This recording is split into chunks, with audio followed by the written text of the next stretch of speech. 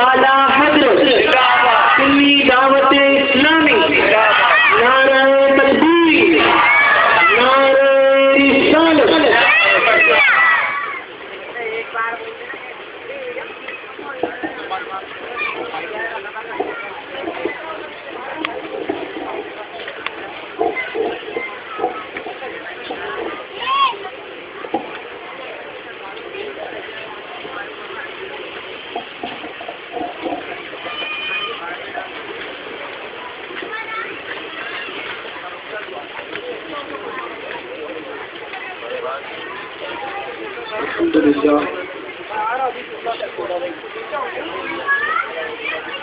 الحمد لله منشئ الخلق من عدم، ثم الصلاة على المختار في القدم،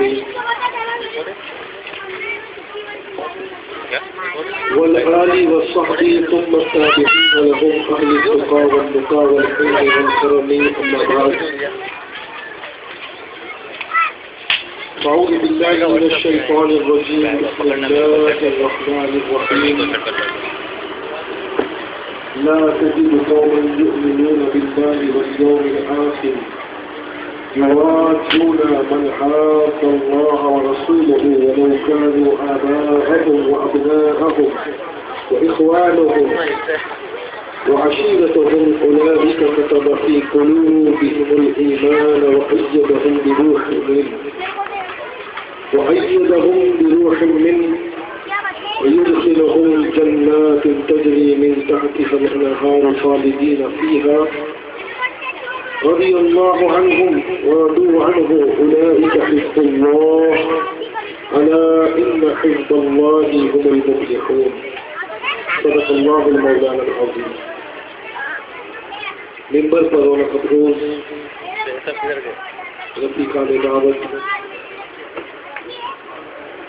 میرے سامنے بیٹھے بزرگوں، نوجوان ساتھیوں، پیارے بچوں، میری آواز کو پردے میں رکھ کر سننے والی خواتین اسلام، السلام علیکم.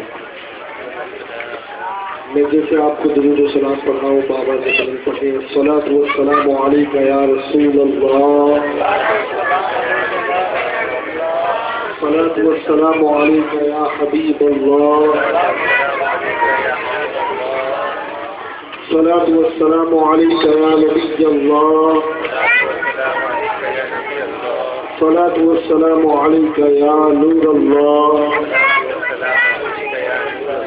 وعلى آلك وأصحابك یا حبیب اللہ. آج شب جمعہ ہے، درود جمعہ بھی پڑھ لیتے ہیں. اللہم صلی وسلم وبارک علی سیدنا محمد النبی الأمی الحبیب العالی القدر العظیم الجاہ وعلى آلہ وصحبہ وبارک وسلم. یہ درود کی فضیلت یہ ہے، جو بندہ پابندی کے ساتھ ہر جمعہ یا شب جمعہ اس درود کو پڑھتا ہے تو اسے اللہ کی طرف جانب سے دو انعام ملتے ہیں. ایک انعام مرنے سے پہلے ملے گا اور ایک انعام مرنے کے بعد. جو مرنے سے پہلے انعام ملے گا وہ یہ کہ موت کے وقت، نزا کے وقت اسے حضور صلی اللہ علیہ وسلم کی زیارت ملے گی. اور جو انعام مرنے کے بعد ملے گا وہ یہ کہ قبر میں اترتے وقت اسے حضور اکرم صلی اللہ علیہ وسلم کا دست رحمت نصیب ہوگا. اللہ تعالی ہمیں کثرت کے ساتھ درود و سلام پڑھتے رہنے کی توفیق عطا فرمائے. آج قرآن مقدس کی سورہ مجادلہ کی آیت نمبر 22 میں نے آپ حضرات کے سامنے پڑھنے کی سعادت حاصل کی. ماہ محرم شریف کی یہ 30ویں مجلس ہے اور آج جس پاک ہستی کا ذکر ہم کرنے جا رہے ہیں، اس آیت مبارکہ میں اللہ تعالیٰ نے یوں تو حضور اکرم صلی اللہ علیہ وسلم کے تمام اصحاب کا ذکر کیا، لیکن خصوصیت کے ساتھ یہ آیت اشارہ کر رہی ہے سیدنا ابو بکر صدیق کی۔ چنانچہ اللہ فرماتا ہے کہ تم نہ پاؤ گے انہیں جو ایمان لاتے ہیں اللہ پر قیامت کے دن پر کہ محبت کرے ان سے جنہوں نے اللہ اور اس کے رسول کی مخالفت کی، کہ اگرچہ وہ ان کے باپ یا بیٹے یا بھائی یا عزیز ہی کیوں نہ ہو، اور یہی وہ لوگ ہیں کہ جن کے دلوں میں اللہ نے ایمان نقش فرما دیا۔ کتب فی قلوبہم الایمان، اور صرف ایمانی نقش نہیں فرمایا بلکہ اللہ نے اپنی روح کی طرف سے ان کی مدد فرمائی، اور اللہ فرماتا ہے اور اللہ ان کو داخل کرے گا ان باغوں میں جن کے نیچے نہریں بہتی ہے، ہمیشہ ان میں رہیں گے، راضی ہو گیا اللہ ان سے اور وہ اللہ سے راضی ہو گئے۔ یہی وہ لوگ ہیں، یہی وہ گروہ ہے، آگاہ ہو جاؤ بے شک اللہ ہی کی جماعت فلاح پانے والی۔ میرے پیارے آقا صلی اللہ علیہ وسلم کے پیارے دیوانوں، اس آیت کریمہ میں اللہ رب العزت جل شانہ نے یہ ارشاد فرمایا کہ وہ لوگ کہ جب ان کے سامنے ان کے ماں باپ، ان کے قبیلے والے، ان کے عزیز، ان کے بھائی، ان کا باپ، ان کا بیٹا آیا تو انہوں نے یہ نہیں دیکھا کہ یہ میرے قبیلے والا ہے یا میرا بھائی ہے یا میرا رشتہ دار ہے یا میرا باپ ہے یا میرا بیٹا ہے، انہوں نے یہ دیکھا کہ یہ اللہ اور رسول کا دشمن ہے، اس سے ناطہ توڑ دو، اس سے تعلق توڑ دو، رشتہ داری کو بالائے طاق رکھ دو۔ تو اللہ نے ایسے بندوں کے بارے میں کیا فرمایا؟ فرمایا یہ وہ لوگ ہیں اولئک کتب فی قلوبہم الایمان، اللہ نے ان کے دلوں پہ ایمان نقش کر دیا، ایمان ثبت کر دیا، ایمان کی مہر اللہ نے ان کے دلوں پہ لگا دی۔ اور میرے پیارے آقا صلی اللہ علیہ وسلم کے پیارے دیوانے،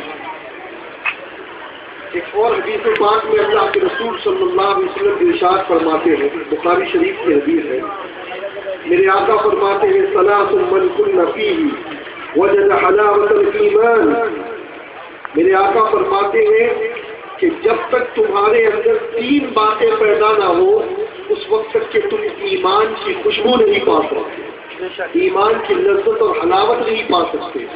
فرمایا وہ کیا باتیں ہیں؟ ان یکون اللہ ورسولہ احب الیہ مما سواہما وان یحب المرء لا یحبه الا للہ وان یکرہ ان یعود فی الکفر کما یکرہ ان یقذف فی النار اور کما قال علیہ السلام، بخاری شریف میں۔ میرے آقا فرماتے تین چیزیں وہ کیا ہے؟ فرماتے نمبر ایک کہ اس وقت تک کہ کسی انسان کو ایمان کی حلاوت، ایمان کی لذت نہیں پہنچے گی جب تک کہ اس کے اندر یہ تین باتیں نہ ہو۔ نمبر ایک میرے آقا فرماتے ہیں کہ تمام ما سوا جتنی بھی چیزیں ہیں ان چیزوں میں سب سے زیادہ اسے محبت اللہ سے ہو اور اس کے رسول سے ہو۔ اگر اللہ اس کے رسول سے زیادہ کسی سے محبت دل میں ہے یا اللہ اور رسول کے برابر کسی کے دل میں محبت ہے تو یاد رکھو کہ وہ ایمان کی حلاوت نہیں پا سکے گا۔ نمبر دو میرے آقا نے فرمایا کہ وہ آدمی کسی سے اگر محبت کرے تو صرف اللہ کے لیے محبت کرے اور کوئی مقصد نہ، بلکہ ایک اور حدیث ہے بخاری شریف کی جس میں میرے آقا نے فرمایا الحب فی اللہ والبغض فی اللہ، کہ دوستی کرو تو اللہ کے لیے اور دشمنی کرو تو اللہ کے لیے۔ پھر نمبر تین میرے آقا فرماتے ہیں ایمان کی حلاوت پانے والا وہ شخص ہے جس کی تیسری صفت یہ ہے کہ وہ کفر میں لوٹنے کو ایسے ہی برا جانے جیسا کہ آگ میں پھینکے جانے کو برا جانے۔ آپ لوگوں میں سے اگر کسی کو آگ میں ڈال دیا جائے تو وہ آگ میں جانے کو پسند نہیں کرے گا. فرماتے ہیں جب تک کہ تمہارے اندر یہ 3 چیزیں نہ آ جائیں اس وقت تک کہ تم ایمان کی حلاوت نہیں پا سکتے. نمبر 1 یہ کہ اللہ اور رسول ہی کو سب سے زیادہ محبت کرو. نمبر 2 کسی سے بھی محبت کرو تو اللہ کی وجہ سے محبت کرو. اور نمبر 3 کفر کی طرف پلٹنے کو ایمان کے بعد کفر اور شرک کی طرف پلٹنے کو ایسا ہی برا جانے دل سے کہ جیسے آگ میں ڈالے جانے کو برا جانتے ہیں. اگر کسی کے اندر یہ 3 چیزیں پیدا ہو گئی تو سمجھ لینا کہ اس نے ایمان کی لذت اور حلاوت کو پا لیا.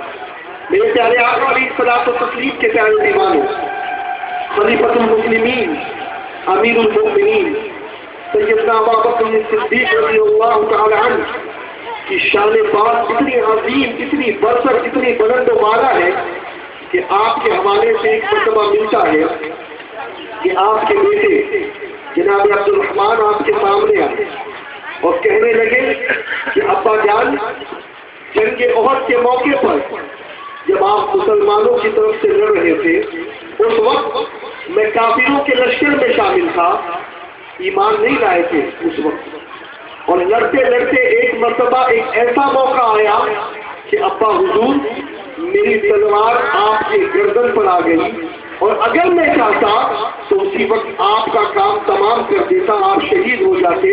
لیکن یہ سوچ کر میں نے اپنی تلوار کو روک دیا کہ کچھ بھی ہو یہ میرا باپ ہے، میں نے باپ کے لحاظ کو ملحوظ رکھا اور آپ کو میں نے نہیں مارا. اسی وقت سیدنا ابوبکر صدیق رضی اللہ مولا تبارک و تعالی عنہ پلٹ کر کے اپنے بیٹے سے جواب دیتے ہیں، بیٹا عبد الرحمان وہ تو تھا کہ جس نے باپ کا لحاظ کر کے اپنی تلوار کو نیچے رکھ دیا، لیکن خدا کی قسم اگر میرے سامنے اس وقت تو آ جاتا تو میں یہ نہ دیکھتا کہ تو میرا بیٹا ہے یا میرا خون ہے، بلکہ میں یہ دیکھتا کہ تو اللہ اس کے رسول کا دشمن ہے اور میں تجھے قتل کر دے. یہی وہ کوالٹی ہے جس کا ذکر قرآن بیان کر رہا ہے کہ جب ایک انسان ایمان لے آئے اس کے بعد بھی اسے اپنے باپ سے اتنی محبت نہ ہو جتنی اللہ اور رسول سے محبت ہو، اپنے خاندان سے اتنی محبت نہ ہو جتنی اللہ اور رسول سے محبت ہو، اپنے بیٹے سے اتنی محبت نہ ہو جتنی اللہ اور رسول سے محبت ہو، اپنی بیوی یا اپنے بھائی یا اپنے جو ہے قبیلے کے دوسرے معزز لوگوں سے اتنی محبت نہ ہو. اور میرے پیارے آقا صلی اللہ علیہ وسلم کے پیارے دیوانے، یہ شان سیدنا ابوبکر صدیق کی ہے کہ جب آپ ایمان لے آئے تو خدا کی قسم دامن مصطفیٰ کو تھام لیا، باقی ہر چیز کو بھول گئے. اور کیفیت یہ ہو گئی کہ جب طائف کے میدان کے اندر مصطفیٰ جان رحمت صلی اللہ علیہ وسلم پر پتھروں کی بارش کی گئی تو جانتے ہو آپ جب تک کہ حضرت سیدنا ابوبکر صدیق بے ہوش ہو کر کے زمین پر تشریف نہیں لائے اس وقت تک کہ حضور کی محافظت کرتے نظر آ رہے تھے. اور کیفیت یہ تھی کہ سیدنا ابوبکر صدیق کو جب ہوش آیا لوگ پوچھنے لگے اے ابوبکر تمہاری طبیعت کیسی ہے، تمہارا حال کیا ہے، تمہارا معاملہ کیا ہے؟ اللہ اکبر. سیدنا ابوبکر صدیق فرماتے ہیں میری طبیعت کو چھوڑو، مجھے یہ بتاؤ کہ رسول اعظم کیسے ہیں. رسول اعظم کو تو کچھ نہیں ہوا ہے. اور یہی ام جمیل بھی کہتی ہے کہ جب سیدنا رسول اللہ صلی اللہ علیہ وسلم کے ساتھ ایک مرتبہ حضرت ابوبکر صدیق مکے کے بازاروں میں گھوم رہے تھے اور اس وقت جب مشرکین نے آپ پر حملہ کیا تھا، رسول اللہ کو زدوں کو کیا، سیدنا ابوبکر صدیق کو مارا، ابوبکر صدیق بے چین ہو گئے اور بے ہوش ہو گئے. اور بے ہوش ہونے کے بعد جب انہیں گھر پر لایا گیا ہوش میں آئے، پوچھا گیا ہے ابوبکر تمہارے حال چال کیسے ہیں؟ کہا نہیں میری بات چھوڑو، میری فکر چھوڑو، مجھے یہ بتاؤ کہ میرے رسول کیسے ہیں. لوگوں نے کہا نہیں وہ ٹھیک ہے، نہیں وہ ٹھیک ہے. لیکن فرمایا گیا حدیث مصطفیٰ گیا ہے کہ جب تک صدیق اکبر نے اپنی آنکھوں سے حضور کو صحیح سلامت دیکھ نہ لیا ابوبکر صدیق نے چین کی سانس نہیں. اتنی محبت کرتے تھے میرے آقا صلی اللہ علیہ وسلم سے اور میرے پیارے آقا علیہ الصلوۃ والتسلیم کے پیارے دیوانوں. اسی لیے تو سیدنا مولا علی کرم اللہ وجہہ الکریم سے کسی نے پوچھا کہ اے علی مرتضیٰ ذرا یہ تو بتاؤ کہ تم لوگوں میں سب سے طاقتور کون تھے، تم لوگوں میں سب سے جو ہے وہ توانا کون تھے، سب سے زیادہ جو ہے وہ طاقت رکھنے والے کون تھے؟ تو سیدنا علی مرتضیٰ کرم اللہ وجہہ الکریم فرماتے ہیں ہم میں جماعت صحابہ میں اگر کوئی سب سے زیادہ طاقتور تھا تو وہ سیدنا ابوبکر صدیق تھے. سبحان اللہ. پوچھا گیا ہے علی وہ کیسے؟ بہادری کے چرچے تو آپ کے ہوتے اور آپ انہیں طاقتور کہہ رہے ہیں. کہا دیکھو ہمیشہ دستور یہ ہوتا ہے کہ جسے بڑی چیز کا پروٹیکشن دیا جاتا ہے تو جو بڑی چیز کو پروٹیکٹ کرتا ہے وہی سب سے زیادہ طاقتور ہوتا ہے. اور سنو جب کبھی بھی رسول اللہ صلی اللہ علیہ وسلم کی حفاظت کی بات آئی یا رسول اللہ صلی اللہ علیہ وسلم کے گھیرے کی بات آئی جنگ کے دوران تو اس وقت ابوبکر ہی سب سے آگے نظر آتے تھے اس لیے کہ ہم میں سب سے زیادہ طاقتور وہی تھے. اور میرے پیارے آقا صلی اللہ علیہ وسلم کے پیارے دیوانے سیدنا ابوبکر صدیق رضی اللہ تعالیٰ عنہ کی زندگی عشق مصطفیٰ سے لبریز، عشق مصطفیٰ میں ڈوبی ہوئی ہے.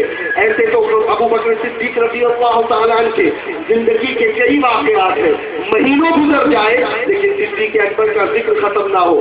آج میں کوشش کروں گا کہ سیدنا ابوبکر صدیق رضی اللہ تعالیٰ عنہ کی زندگی کے وہ واقعات کہ جس میں عشق مصطفیٰ بھرا پڑا ہے، جس کو سننے کے بعد ہمارا ایمان تقویت پائے گا، ہمارا ایمان انشاءاللہ زیادتی پائے گا، وہ میں آپ حضرات کے گزار کرنے کی سعادت حاصل کروں گا. آج کچھ لوگ معاذ اللہ کبھی کبھی سیدنا ابوبکر صدیق رضی اللہ تعالیٰ عنہ، سیدنا عمر فاروق اعظم رضی اللہ تعالیٰ عنہ اور سیدنا عثمان غنی رضی اللہ تعالیٰ عنہ کی اعانت کرنے کے لیے کبھی کبھی تو یہ کہتے ہیں کہ معاذ اللہ یہ لوگ تو کون تھے، یہ تو پہلے بتوں کے آگے گرا کرتے تھے، بتوں کو سجدہ کیا کرتے تھے، بعد میں جا کر کے یہ ایمان والے بنے اور انہیں امیر المومنین کہا جائے، انہیں علی پہ فضیلت دی جائے. اس قسم کی باتیں کرتے نظر آتے ہیں اور کہتے ہیں کہ سیدنا علی کرم اللہ وجہہ الکریم جو ہے وہی کرم اللہ وجہہ الکریم ہے، یعنی انہی کے چہرے کو اللہ نے بتوں کی آلودگی سے پاک رکھا. لیکن یہ بات نہیں ہے. آؤ میں سیدنا ابوبکر صدیق رضی اللہ مولا تبارک و تعالی عنہ کا بچپنا آپ کے سامنے پیش کروں. کلمہ تو اس وقت پڑھا تھا جب ان کی زندگی اور ان کی عمر بڑی ہو چکی تھی، غالباً 42 سال یا 38 سال کی عمر تھی جب آپ ایمان قبول کرتے ہیں، ایمان لاتے ہیں، یا اس سے بھی کچھ کم کی عمر تھی. لیکن سنو سیدنا ابوبکر صدیق رضی اللہ تعالی عنہ کے حوالے سے کوئی یہ نہ سمجھے کہ سیدنا ابوبکر صدیق مکے کے کوئی معمولی آدمی تھے یا معاذ اللہ کوئی بد کردار تھے یا معاذ اللہ کوئی اس قسم کے آدمی تھے کہ لوگ ان کو اہمیت نہ دیں. بلکہ سنو ایمان لانے سے پہلے بھی مکے کے پاورفل لوگوں میں ابوبکر صدیق کا شمار ہوتا تھا، مکے کے دولت مندوں میں ابوبکر صدیق کا شمار ہوتا تھا. بلکہ اتنا ہی نہیں، مکے کے چیف جسٹس کی حیثیت سے اور قاضی القضات کی حیثیت سے سیدنا ابوبکر صدیق کو لوگ جانتے تھے، لوگ پہچانتے تھے. اور سنو فیصلوں کی بات آتی، فیصلوں کی باری آتی تو لوگ ابوبکر کی بارگاہ میں پہنچ کر کے اپنے فیصلے کرایا کرتے تھے. یہ ایمان لانے سے پہلے کی بات کر رہا ہوں. اور آؤ میں سیدنا ابوبکر صدیق رضی اللہ تعالیٰ عنہ کے بچپنے کے حوالے سے کچھ آپ کے سامنے رکھوں. ایک مرتبہ آپ کے والد ابو قحافہ نے آپ کی بیگم سے کہا، ابوبکر صدیق کی والدہ سے کہا، اے ابوبکر کی والدہ سنو، یہ پوجا کا وقت ہے اور میں بت کرنے جا رہا ہوں، بیٹے کو تیار کرو. کوئی خوشی کا دن تھا، آج ہم ہمارے بیٹے کو بھی لے کر جائیں. ماں نے تیار کر دیا. اب باپ، ماں اور ابوبکر صدیق بچپنے کا عالم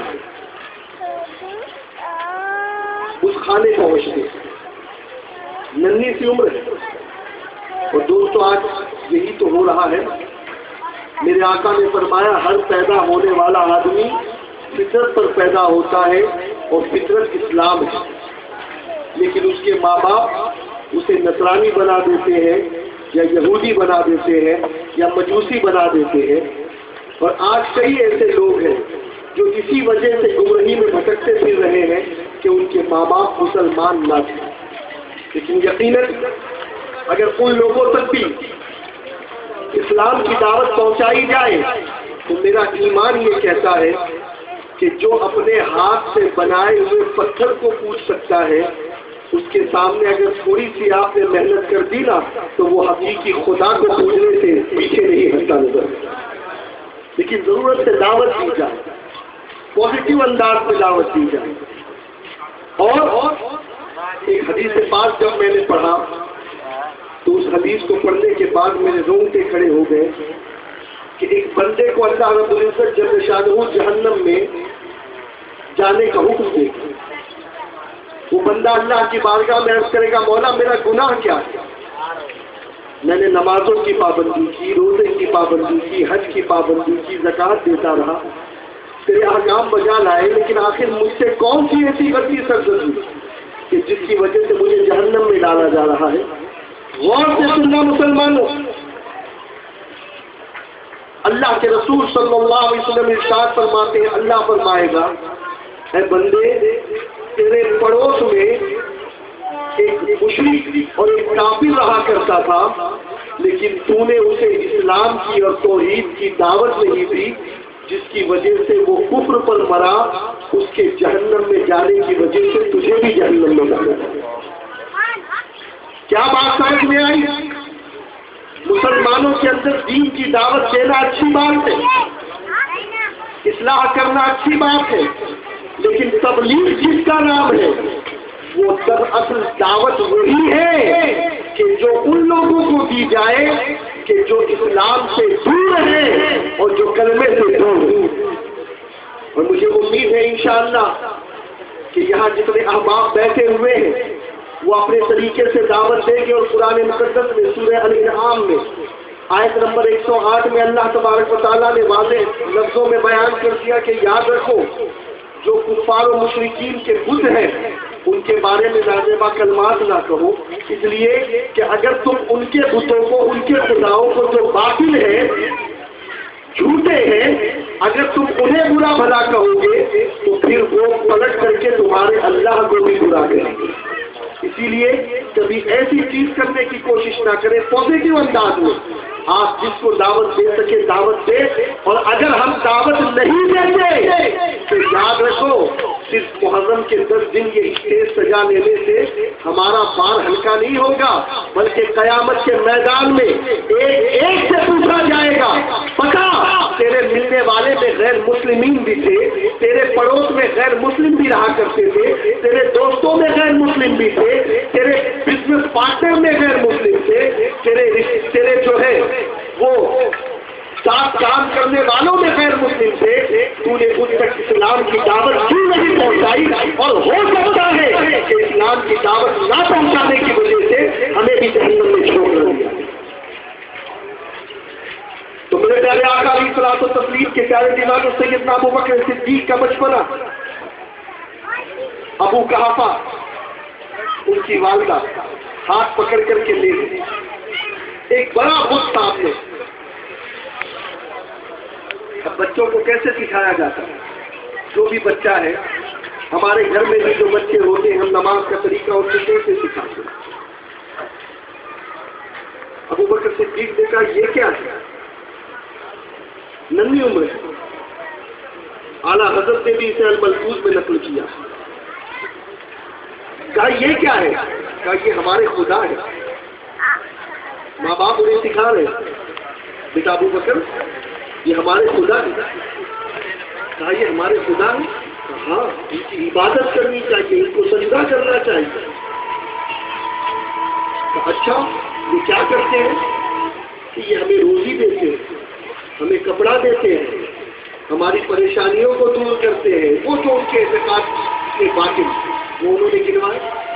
اب آپ دیکھیں کہ سیدنا ابو بکر صدیق رضی اللہ تعالیٰ عنہ کو اللہ نے کس طریقے سے بچپن ہی میں محفوظ کیا کہ سیدنا ابو بکر صدیق رضی اللہ تعالیٰ نے کہا ابا جان یہ ہمارے خدا ہے، یہ ہمیں رزق دیتے ہیں، یہ ہمیں کپڑا دیتے ہیں، یہ ہمیں بارش دیتے ہیں، یہ تو بت ہیں، یہ تو پتھر کے ہیں۔ کہنے لگے نہیں بیٹا ہاں یہی ہمارے خدا ہے، انہیں کی عبادت کرنی چاہیے۔ کہا اچھا یہ ہمارے خدا ہے؟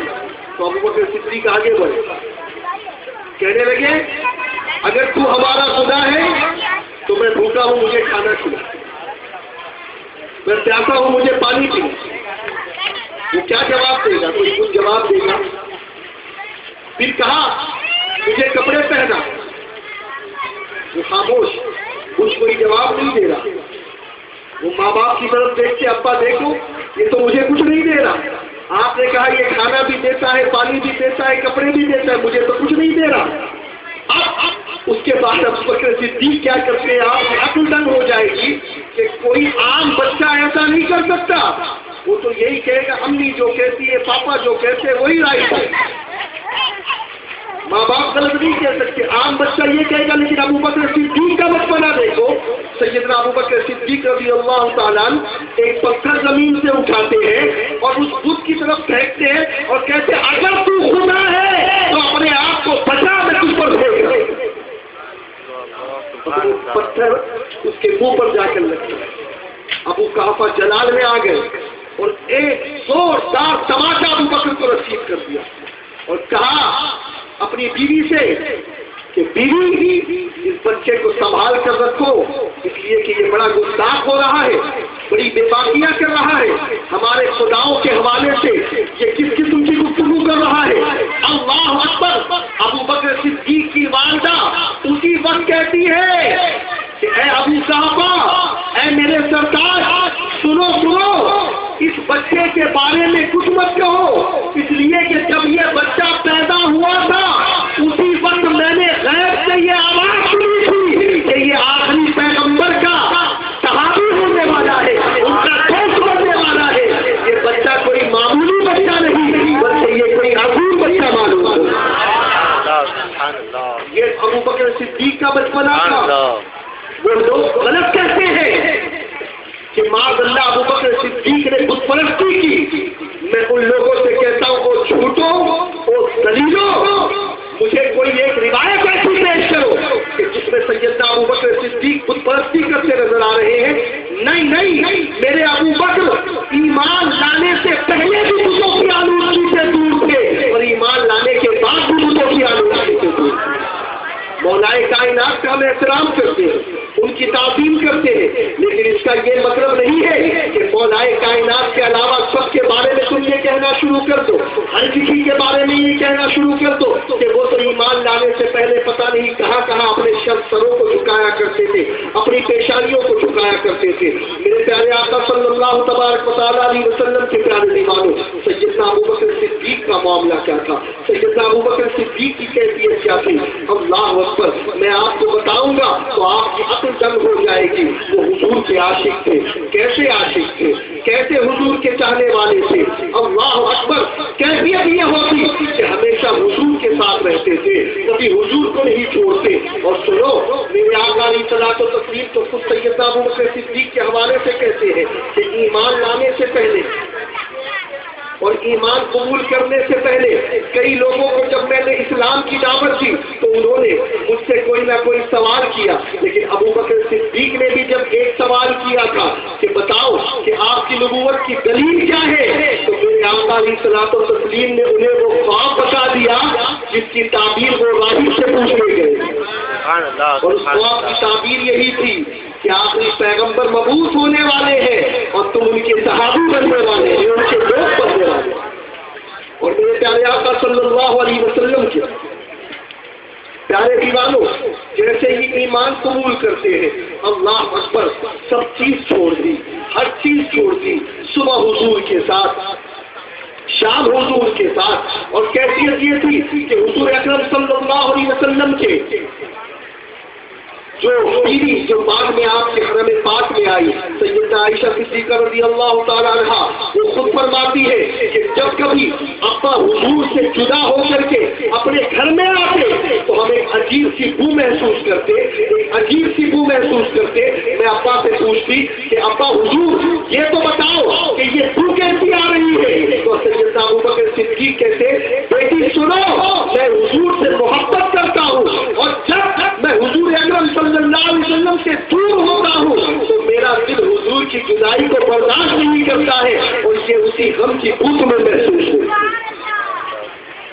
میرے پیارے آقا علیہ الصلوۃ والتسلیم کے پیارے مہمانوں، آپ سیدنا ابوبکر صدیق رضی اللہ تعالیٰ عنہ سے نمازوں کی پابندی کی باتیں بتائی جاتی ہے، جہاد میں شرکت کی باتیں بتائی جاتی ہے، صدقات کے فضائل بتائے جاتے ہیں، لیکن سنو سیدنا ابوبکر صدیق رضی اللہ تعالیٰ عنہ جہاں صداقت کے امام تھے وہی عشق رسالت کے بھی امام نظر آ رہے ہیں۔ ان سے بڑا کوئی عاشق رسول آج تک نہیں گزرا ہے، ان سے بڑا کوئی رسول اللہ کو چاہنے والا نہیں گزرا ہے، بلکہ کیفیت یہ ہے کہ میرے آقا علیہ الصلوۃ والتسلیم ابوبکر صدیق کی شان میں بیان کرتے ہیں کہ سورج آج تک کے انبیاء علیہ السلام کے بعد کسی افضل شخص سے چمکا ہے وہ ابوبکر کے علاوہ کوئی دوسرا نہیں ہے، وہ ابوبکر کے علاوہ کوئی دوسرا نہیں ہے۔ اور میرے پیارے آقا علیہ الصلوۃ والتسلیم کے پیارے دیوانوں، ابوبکر کی زندگی کا ایک ایک لمحہ دیکھو، ایک ایک لحظہ دیکھو کیسے عشق رسول میں گزرتا نظر آ رہا ہے،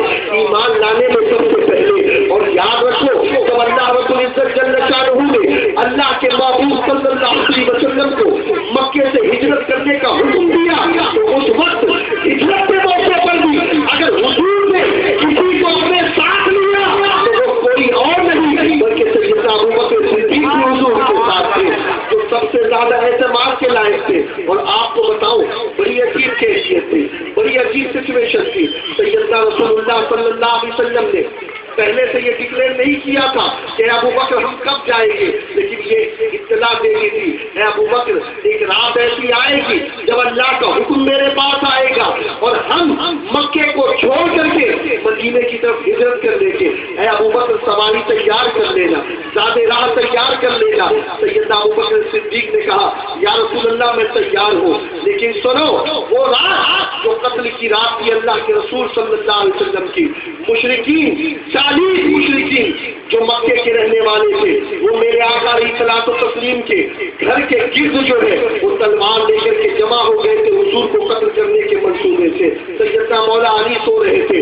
انشاءاللہ جب مولا کائنات کے فضائل بیان کروں گا اس وقت علی مرتضیٰ کرم اللہ وجہہ الکریم کے حوالے سے میں عرض کروں گا، آپ کی صدیق اکبر رضی اللہ تعالیٰ عنہ کے حوالے سے بتاتا چلوں۔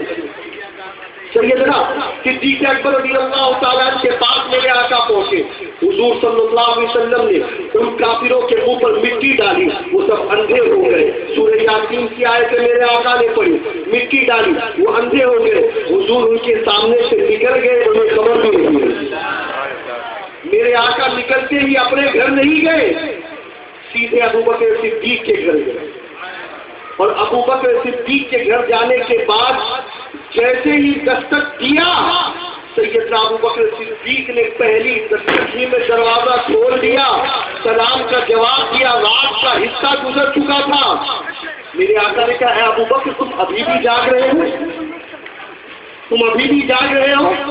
تو ابوبکر صدیق عرض کرتے یا رسول اللہ وہ دن جب آپ نے مکے سے ہجرت کر کے مدینے جانے کی اطلاع دی تھی اور آج کا دن ہے، حضور کوئی رات میں نہیں سویا ہوں، آپ کے انتظار میں ہی لگا ہوں، سبحان اللہ، آپ کے انتظار میں لگا ہوں۔ اللہ اکبر۔ میرے آقا علیہ الصلوۃ والتسلیم نے سواری لی، ابوبکر صدیق ساتھ ہوئے، ایک غلام ساتھ ہوئے۔ اس کے بعد کے واقعات آپ جانتے ہیں، وہ غار ثور، اللہ آپ کو غار ثور کی زیارت نصیب فرمائے۔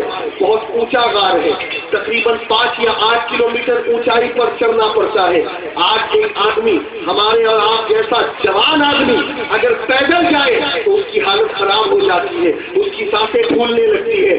جو لوگ اس غار میں گئے ہیں وہ اچھی طریقے سے جانتے ہیں. الحمدللہ کئی مرتبہ سنی دعوت اسلامی کے قافلے کے ساتھ اس غار میں پہنچنے کی سعادت حاصل ہوئی ہے. وہاں پر محفلیں کرنے کی سعادت حاصل ہوئی ہے.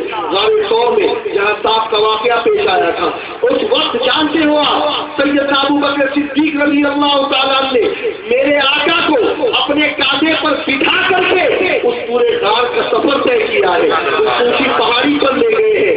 ارے سنو عشق صرف کہنے کا نام نہیں ہے, عشق صرف دعووں کا نام نہیں ہے. جو حضور کا عاشق ہوتا ہے عشق کرنے والے کے لیے یہ ضروری ہوتا ہے کہ جس سے وہ عشق کرے اس کے لیے تکلیفیں بھی برداشت کرے, اس کے لیے نیزے بھی برداشت کرے, اس کے لیے نیندیں بھی قربان کرے. ارے پوچھو کیا تم نے دنیا میں نہیں دیکھا ہے کسی عشق کرنے والے کو؟ ارے جب عشق ہو جاتا ہے نا تو کھانا اچھا نہیں لگتا, جب عشق ہو جاتا ہے تو پینا اچھا نہیں لگتا, جب عشق ہو جاتا ہے تو پڑھائی میں دھیان نہیں لگتا, جب عشق ہو جاتا ہے تو راتوں کو نیند نہیں آتی, جب عشق ہو جاتا ہے تو چین اور سکون کی دولت نہیں ملتی. میں یہ کہتا ہوں ہم اپنے آپ کو عاشق رسول کہتے ہیں, لیکن بتاؤ کیا ہماری یہ کیفیت نظر آ رہی ہے؟ کیا ہم نے رسول اللہ کے لیے کبھی نیندیں قربان کی؟ کیا ہم نے رسول اللہ کے لیے کبھی پیسے قربان کیے؟ کیا ہم نے رسول اللہ صلی اللہ علیہ وسلم کے لیے کبھی پڑھتے ہیں, کبھی حضور صلی اللہ علیہ وسلم کے فراق میں رات بھر جاگے ہیں, کیا کبھی روئے ہیں؟ نہیں, ہم تو صرف عشق کے دعوے کرتے ہیں, ورنہ اندر سے ہمارا معاملہ بڑا ہی کھوکھلا نظر آتا ہے. اللہ کرے کہ سیدنا ابو بکر صدیق کے عشق رسول کا ذرہ ہمیں نصیب ہو جائے. وہ غار ثور کی بلندیوں پر حضور کو لے کر چل رہے ہیں, اور اسی لیے تو جب ام المومنین سیدہ عائشہ صدیقہ رضی اللہ تعالی عنہا نے پوچھا تھا اے رسول کریم صلی اللہ علیہ وسلم میرے سرتاج یہ تو بتاؤ کہ آسمان پہ جتنے ستارے ہیں کیا اتنی نیکیاں بھی کسی کی ہے؟ تو میرے آقا علیہ الصلوۃ والتسلیم نے جواب دیا تھا اتنی نیکی عمر کی ہے. عائشہ نے پوچھا یا رسول اللہ پھر میرے ابا کی نیکیاں کہاں گئی, میرے والد کی کتنی نیکی ہے؟ میرے آقا فرماتے ہیں اے عمیرہ اے عائشہ عمر کی زندگی بھر کی نیکیاں اور ابو بکر کی غار والی ایک نیکی دونوں برابر نہیں ہو سکتے, دونوں برابر نہیں ہو سکتے. غار والی نیکی اللہ اکبر, غار میں کیفیت کیا ہے؟ غار میں داخل ہوتے ہیں, تمام کی تمام چیزیں جو ہے وہ غار کے اندر اپنا کپڑا پھاڑ دیتے ہیں تاکہ کسی سوراخ سے کوئی جانور نہ آئے, اور پھر جب ایک غار بن جاتا ہے اپنا پیر اس غار پر رکھ دیتے ہیں تاکہ اس کے اندر سے کوئی ایسی چیز نہ نکلے جو رسول اللہ کو تکلیف دے. ڈر تو تھا, کیفیت یہ تھی کہ اللہ اکبر میرے آقا علیہ الصلوۃ والتسلیم جب غار میں تشریف لے گئے اسی وقت سراقہ اور مکے کے کچھ دوسرے کفار بھی تھے جو تعقب کر رہے تھے میرے آقا صلی اللہ علیہ وسلم کا. وہ آئے سیدنا ابو بکر صدیق کے دل میں بشریت کی وجہ سے اور تقاضے بشریت کی وجہ سے دل میں کچھ گھبراہٹ پیدا ہوئی. سیدنا ابو بکر صدیق کے دل میں جیسے ہی گھبراہٹ پیدا ہوئی, فکر پیدا ہوئی, سیدنا رسول اللہ صلی اللہ علیہ وسلم نے غار کے اندر ابو بکر صدیق کو دیکھا, اور جانتے ہو کیا کہا؟ قرآن نے اسے بیان کیا ہے, قرآن مقدس میں اللہ رب العزت نے بیان کیا ہے کہ میرے آقا نے ابو بکر صدیق سے فرمایا اے ابو بکر غم مت کرو, یا ابا بکر لا تحزن ان اللہ معنا, اے ابو بکر غم مت کرو اس لیے کہ خدا ہمارے ساتھ ہے, خدا ہمارے ساتھ ہے. اگر مکے کے سارے کافر ایک ہو کر بھی اگر ہمیں مارنا چاہے تو وہ ہمیں نہیں مار سکتے, اس لیے کہ ہمارے ساتھ خدا کی طاقت ہے, ہمارے ساتھ اللہ کی طاقت موجود ہے. اور میرے پیارے آقا علیہ الصلوۃ والتسلیم کے پیارے دیوانے ایک ذہن دے دیا کہ ہم دو نہیں ہیں بلکہ تیسرا ہمارا خدا بھی ہمارے ساتھ موجود ہے. میرے پیارے آقا صلی اللہ علیہ وسلم کے پیارے دیوانوں ابو بکر کے قلب پہ سکینہ نازل ہوتا ہے. اس آیت کو سننے کے بعد ابو بکر کا دل مطمئن ہو جاتا ہے. میرے آقا سے عرض کرتے ہیں یا رسول اللہ سو جائیے, آرام کیجیے. سیدنا رسول اللہ صلی اللہ علیہ وسلم ابو بکر صدیق کے زانو پر سر رکھ کر کے سو جاتے. اب جیسے ہی سر رکھ کر کے حضور کے زانو پر سو گئے, روایتوں میں آتا ہے ایک صاحب ابو بکر صدیق رضی اللہ تعالیٰ کے پیر کی طرف جہاں آپ نے پیر رکھا تھا اور ایڑی رکھی یا اپنا انگوٹھا اس پہ لگایا, وہاں سے انہیں ہٹانا شروع کرتا ہے.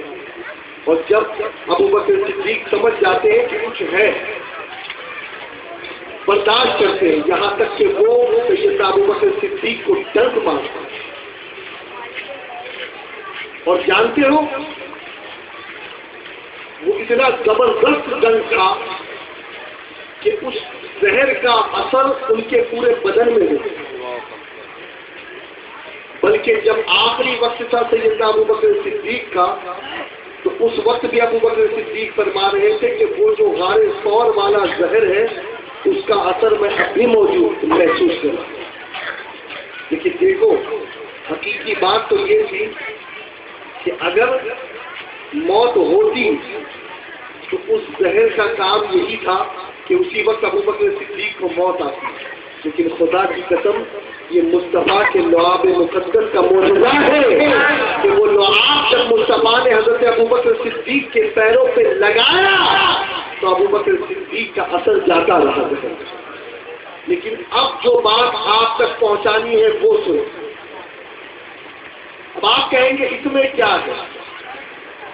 دیکھیے شریعت کا قانون ہے، شریعت کا ضابطہ ہے۔ آپ نماز پڑھ رہے ہو اور دوران نماز اگر آپ کے سامنے سانپ آ جائے کیا حکم ہے؟ نماز پڑھ رہے ہو، مسجد گرنے والی ہے، آگے کا حصہ گر گیا، آپ پیچھے ہیں، کیا کرو گے؟ نماز پڑھ رہے ہو، بچھو آ گیا اور آپ کو ڈنک مارنا چاہتا ہے، کیا کرو گے؟ نماز پڑھ رہے ہو، گھر کے اندر آگ لگ گئی، کیا کرو گے؟ شرع یہ کہتی ہے جان بچانا فرض ہے، جان بچانا فرض ہے۔ آدمی جان بچائے نماز کو توڑ دے، یہی ہے نا شریعت کا قانون۔ شریعت کہتی ہے جان بچانا فرض ہے۔ کوئی بھوکا ہے اور اس کی بھوک اسے اس نوبت پر لے آئی کہ اس کے سامنے کوئی حلال چیز نہیں ہے اور حرام چیز موجود ہے، لیکن اگر وہ اس حرام چیز کو نہیں کھاتا بقدر ضرورت تو وہ اس کی موت واقع ہو جائے گی۔ تو شریعت یہ کہتی ہے اتنی مقدار میں اس حرام شے کو کھا پی لینا ضروری ہے، فرض ہے کہ جس سے اس کی جان بچ جائے۔ پتہ یہ چلا کہ جان بچانا بہت بڑا فرض ہے۔ بلکہ ایک چیز میں اور آپ کے سامنے بتا دوں، حالات کبھی کبھی نازک ہو جاتے ہیں۔ اللہ تعالیٰ ہمارے ملک کو ہمیشہ امن اور شانتی کا گہوارہ بنائے، دل سے کہہ دیں آمین۔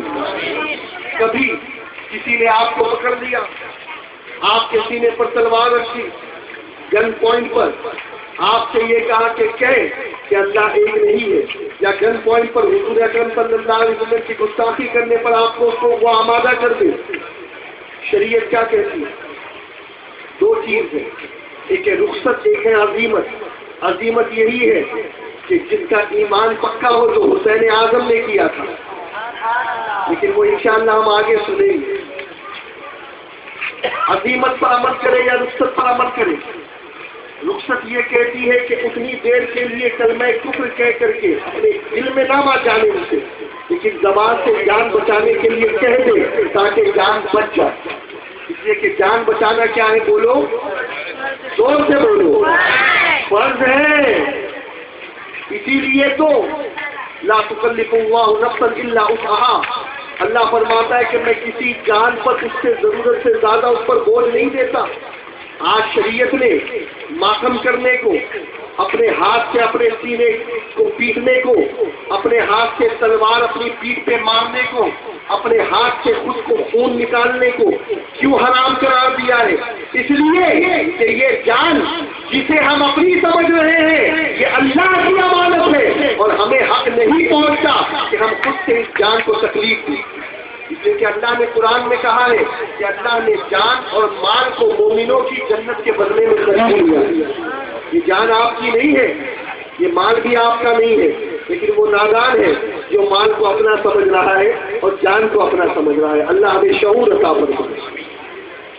بات کیا سمجھ میں آئی؟ کہ جان بچانا فرض ہے، اور جان بچانے کے لیے کلمہ کفر بھی کہہ سکتے ہو، جان بچانے کے لیے حرام گوشت بھی کھا سکتے ہو، جان بچانے کے لیے حرام چیز بھی پی سکتے ہو بقدر ضرورت، اس لیے کہ جان بچانا فرض ہے. جان بچانے کے لیے نماز بھی توڑ سکتے ہو. جان بچانے کے لیے کئی چیزوں کی اجازت دی گئی، رخصت دی گئی. لیکن سنو، ابو بکر صدیق رضی اللہ تعالی عنہ کے نزدیک بھی تو یہ مسئلہ تھا. ابو بکر کو بھی تو یہ معلوم تھا کہ سانپ مجھے ڈسے گا، چاہے وہ اژدہا ہو، اجگر ہو، پتہ نہیں کوئی بھی سانپ ہو، تو اس سے میری جان چلی جائے گی، اس سے میں مر جاؤں گا. لیکن سنو سنو، ابو بکر نے جو ایمان ہمیں دیا اور جس ایمان کی پہچان اور جس ایمان کی شناخت عطا کی اور جس ایمان کا معیار عطا کیا، وہ ایمان یہ تھا کہ ابو بکر جان جائے تو جائے، مصطفیٰ کے آرام میں خلل نہ آئے. ابو بکر جان بچانا اتنا بڑا فرض نہیں ہے جتنا بڑا فرض مصطفیٰ کی تعظیم ہوتا ہے، جتنا بڑا فرض مصطفیٰ کا ادب بجا لانا ہے، جتنا بڑا فرض مصطفیٰ کی توقیر اور جو ہے تقریر کرنا ہے. اور ابو بکر صدیق نے یہی کیا، اپنی جان کی پرواہ نہیں کی. یہ نہیں سوچا کہ سانپ کاٹ لے گا تو میں مر جاؤں گا، کہا جان جائے تو جائے. اس لیے کہ ابو بکر بھی جانتے تھے جان دی ہوئی انہیں کی تھی. حق تو یہ ہے کہ حق ادا نہ ہوا. اگر اللہ نے آج ہمیں جان عطا کی ہے، یہ جان کی دولت عطا کی ہے، تو یہ بھی صدقہ مصطفیٰ جان رحمت نہ ہے. اگر حضور نہ ہوتے تو ہمیں جان بھی نہ ملتی، ہمیں مال بھی نہ ملتا، ہمیں پہچان بھی نہ ملتی، ہمیں ایمان بھی نہ ملتا، قرآن بھی نہ ملتا، اسلام بھی نہ ملتا. یہ تمام کی تمام بہاریں مصطفیٰ کے دم قدم سے پتہ یہ چلا.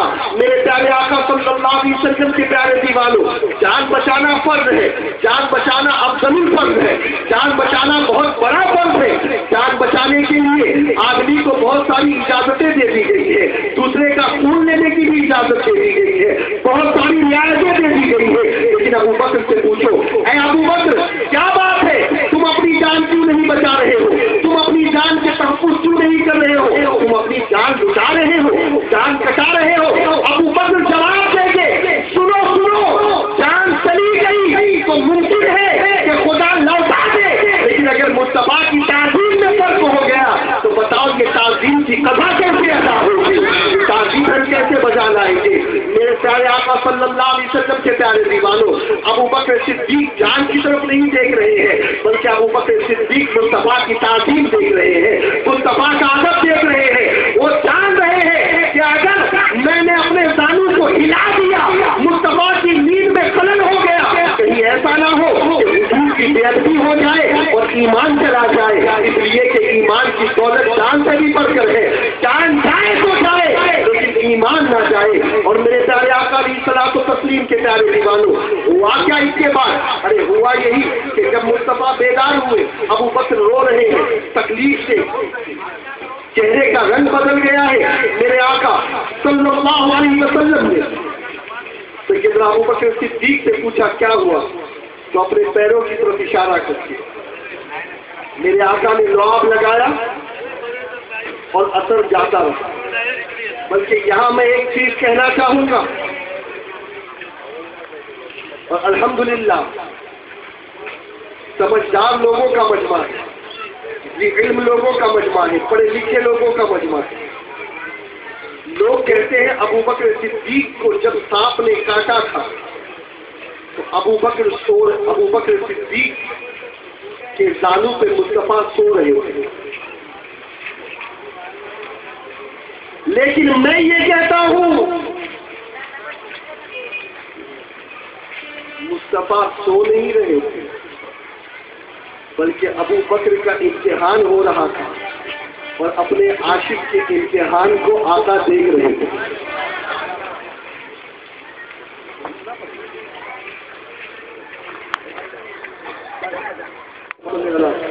سیدنا مولانا محمد وعلی آل سیدنا مولانا محمد وعلی وسلم صلاۃ و سلام علیک یا رسول اللہ صلی اللہ علیہ وسلم. ایک مرتبہ بآواز سے بلند درود شریف پڑھ لیجیے. اللہم صل علی سیدنا مولانا محمد وعلی آل سیدنا مولانا محمد وبارک وسلم.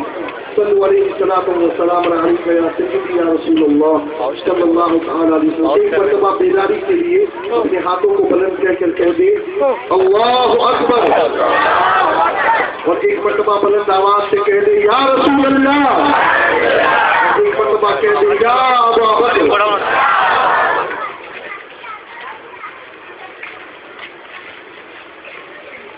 لوگ کہتے ہیں ابو بکر صدیق کے دانوں سے حضور سو رہے ہیں. ٹھیک ہے، میں یہ کہتا ہوں کہ نبی سوتا نہیں کبھی، اس لیے کہ اگر نبی سو جائے تو پھر امت سو جائے. نبی سوتا نہیں. ارے اسی لیے تو خواب میں بھی نبی پر وہی نازل ہوتی ہے. اور قرآن کی کتنی ایسی آیتیں ہیں جو مصطفیٰ کو خواب میں عطا کی گئی. مجھے بتاؤ سونے میں کوئی وہی اترتی ہے؟ نہیں، بلکہ سنو، آج ایک حدیث آپ کے سامنے پیش کر رہا ہوں اور اس حدیث کو کان کھول کر کے اپنے ذہن میں بٹھا لو. میرے آقا صلی اللہ علیہ وسلم ایک مرتبہ نماز ادا کراتے صحابہ سے، غالباً ظہر کی نماز ادا کرنے کے بعد حضور نے کچھ دیر کے لیے مسجد میں قیلولہ کیا. عصر کی نماز کا وقت شروع ہوا. میرے آقا صلی اللہ علیہ وسلم اٹھے اور مصلی پر نماز پڑھائی. صحابہ پیچھے. اب جیسے ہی سلام پھیر کر میرے آقا صحابہ کی طرف متوجہ ہوئے تو ایک سوال تھا ان کے ذہنوں میں. میرے آقا نے کہا پوچھو کیا مسئلہ؟ کہا یا رسول اللہ، آپ یہ فرماتے ہیں کہ سونے سے آدمی کا وضو ٹوٹ جاتا ہے، ناقص وضو ہے. سونا کیا ہے؟ بولو، زور سے بولے. ناقص وضو ہے. ایک شریعت کا مسئلہ بھی سن لیا. دو طریقے کا سونا ہوتا ہے. ایک سونا ہو کہ آپ بغیر سہارے کے بیٹھے ہیں اور بیٹھے بیٹھے آپ کو پلک لگ گئی، سہارا نہیں، اس سے وضو نہیں ٹوٹتا. لیکن ایک وہ ہے کہ آپ سہارے کے ساتھ بیٹھے ہیں، دیوار کو ٹیک لے کر بیٹھے ہیں، پھر آپ کی آنکھ لگ گئی اور اگر وہ سہارا ہٹا دیا جائے، جیسے اگر آپ ہاتھ کے سہارے پر سو رہے ہیں اور ہاتھ کوئی الگ کر دے تو آپ زمین پر آ جائیں اتنے بے خبر ہو کر، تو ایسے سونے سے وضو، بولیے نا بھائی، وضو ٹوٹ جاتا ہے. یہی مسئلہ ہے نا. صحابہ اسی پر عمل کرتے تھے. میرے آقا سے صحابہ نے کہا یا رسول اللہ علیہ السلام، آپ ہی نے یہ مسئلہ بتایا، کیا یہ مسئلہ صحیح ہے؟ میرے آقا نے کہا ہاں یہ مسئلہ صحیح ہے. پھر صحابہ نے ہمت کی، حضور ابھی ہم نے دیکھا کہ آپ نے نماز پڑھائی، پھر آپ سو گئے، پھر دوسری نماز آپ پڑھانے کے لیے آ گئے، آپ نے وضو نہیں کیا. میرے آقا نے فرمایا اے میرے صحابہ سنو، نبیوں کی آنکھیں سوتی ہے، دل جاگتا رہتا ہے. نبی سوتے نہیں ہیں، نبی نہیں سوتے ہیں. ارے علی کے وقت بھی حضور جاگ رہے تھے.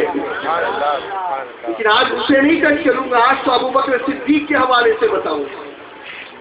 ابو بکر صدیق رضی اللہ تعالیٰ عنہ کو سانپ ڈس رہا ہے، مصطفیٰ دیکھ رہے ہیں.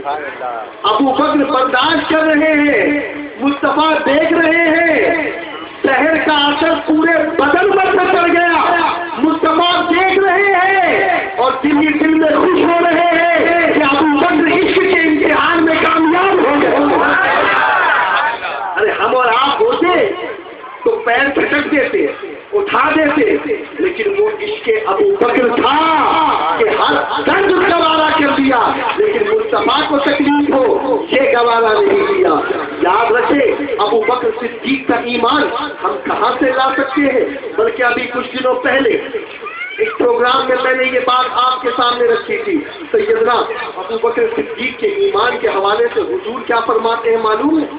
سبا سنابل شریف میں اسے میر عبدالواحد بلگرامی نے نقل کیا ہے، کشف المحجوب میں داتا علی حجویری نے نقل کیا ہے، اور بھی بہت ساری کتابوں کے اندر یہ حدیث پاک موجود ہے۔ میرے آقا فرماتے ہیں ابو بکر کا ایمان ایک پلے پر رکھا جائے اور دوسرے پلے پر میری امت کے تمام لوگوں کا ایمان رکھا جائے تو ابو بکر کا ایمان سارے لوگوں کے ایمان پر بھاری کتنا پاورفل ایمان ہے ابو بکر صدیق کا، کتنا زبردست ایمان ہے ابو بکر صدیق کا۔ اور جانتے ہو میرے آقا کیا فرماتے ہیں کہ اے اللہ جن جن لوگوں نے دنیا میں مجھ پر احسان کیا ان کا بدلہ میں نے دنیا میں چکا دیا، لیکن اے اللہ ابو بکر کا جو مجھ پر احسان ہے اس کا بدلہ تو قیامت میں احسان کرنا۔ عمر کے بعد دولت کی ریل پیل تھی، مصطفیٰ کی بارگاہ میں اپنے پورے گھر کا بٹوارا کر کے 50% حصہ مصطفیٰ کی خدمت میں پیش کیا۔ میرے آقا دیکھ رہے ہیں، پیچھے سے ابو بکر سر پر گٹری لے کر آ رہے ہیں۔ ابو بکر گھر کے لیے کیا چھوڑا؟ ماں بقی تھی اپنے گھر والوں کے لیے کیا چھوڑا ہے؟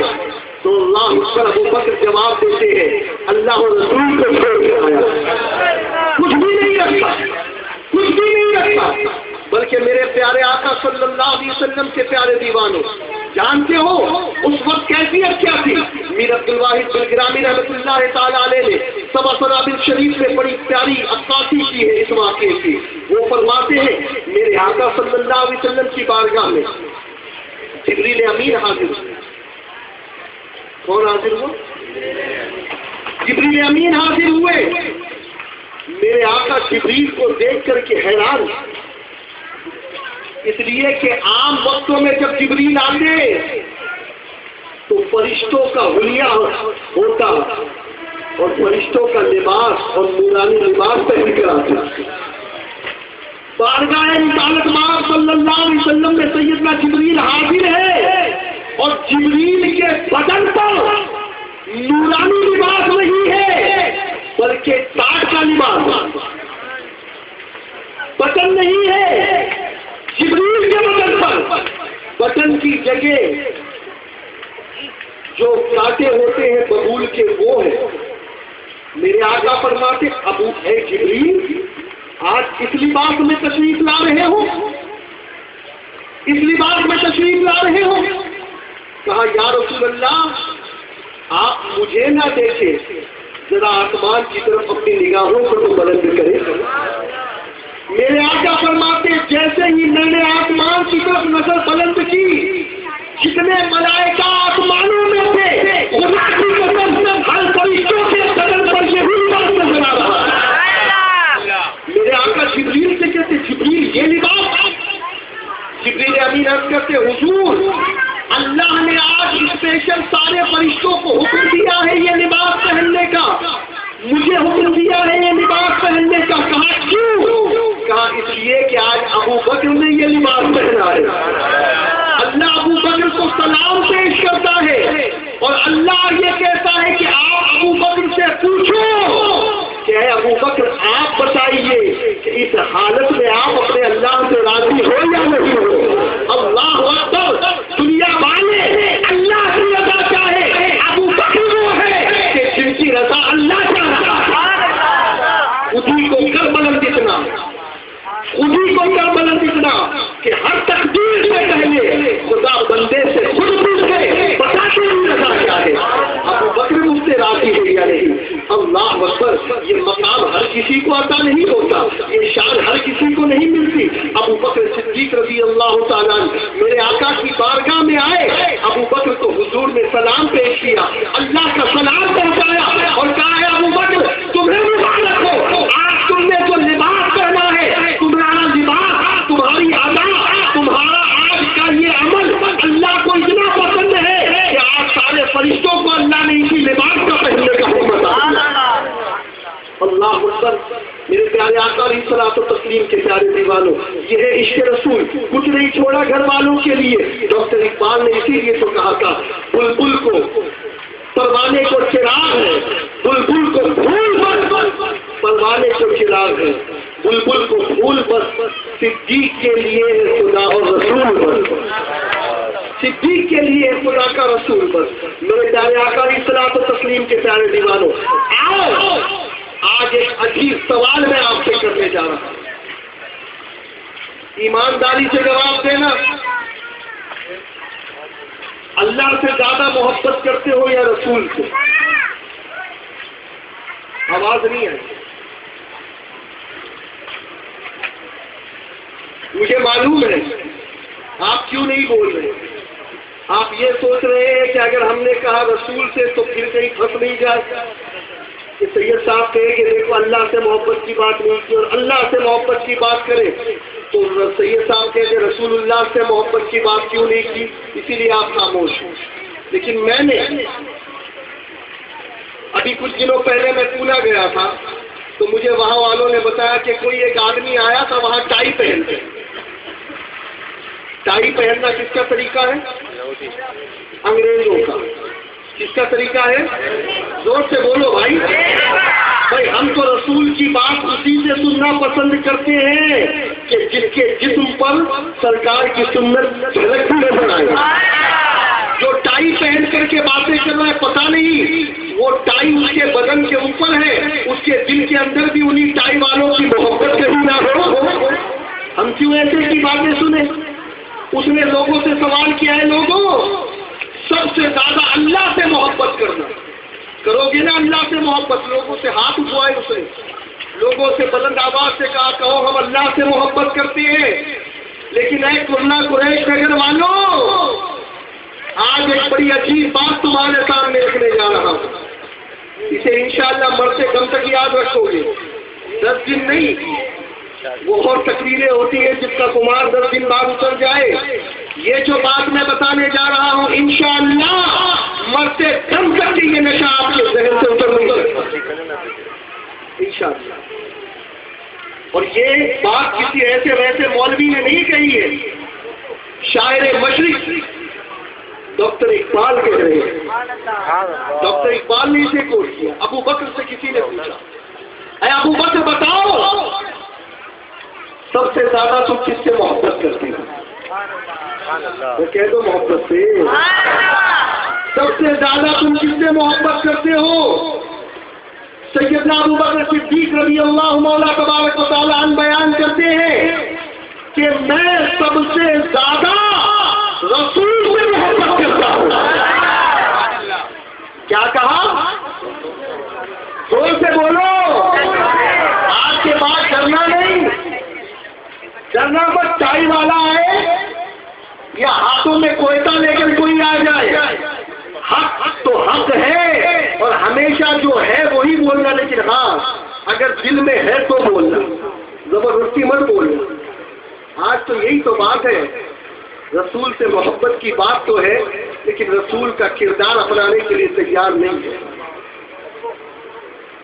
پوچھا گیا اے ابو بکر سب سے زیادہ رسول سے محبت کرتے ہو؟ کہا ہاں. کہا کیوں ایسا کہہ رہے ہو؟ کہا اس لیے کہ خدا تو ہمیشہ سے موجود تھا لیکن اس خدا کی بارگاہ میں اگر کسی نے جھکنے کا طریقہ ادا کیا ہے تو وہ محمد مصطفیٰ ہے. خدا تو ہمیشہ سے موجود تھا. کون سا وقت تھا جب خدا نہیں تھا اور کون سا وقت ہے جب خدا نہیں رہے گا؟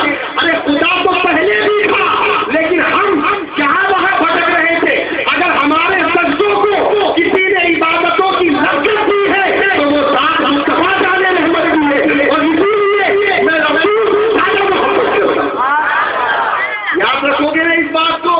اب ذرا بلند آواز سے کہہ دو سب سے زیادہ کس کو چاہتے ہو؟ رسول کو. اور بلند آواز سے کہو کس کو چاہتے ہو؟